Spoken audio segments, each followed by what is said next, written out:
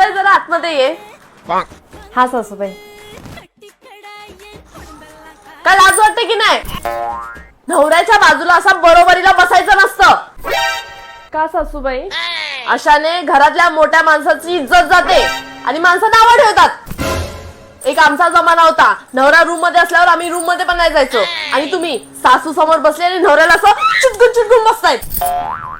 खबरदार जर मला नवऱ्याच्या बाजूला बसली सर. साला ये दुख काय खत्म नहीं होता बे.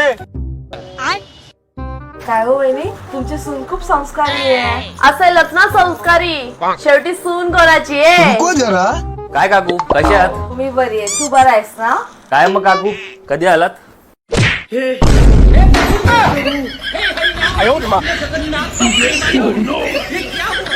सासूबाई बरोबरीला बसत होते, आता तुमचा अपमान झाला असता.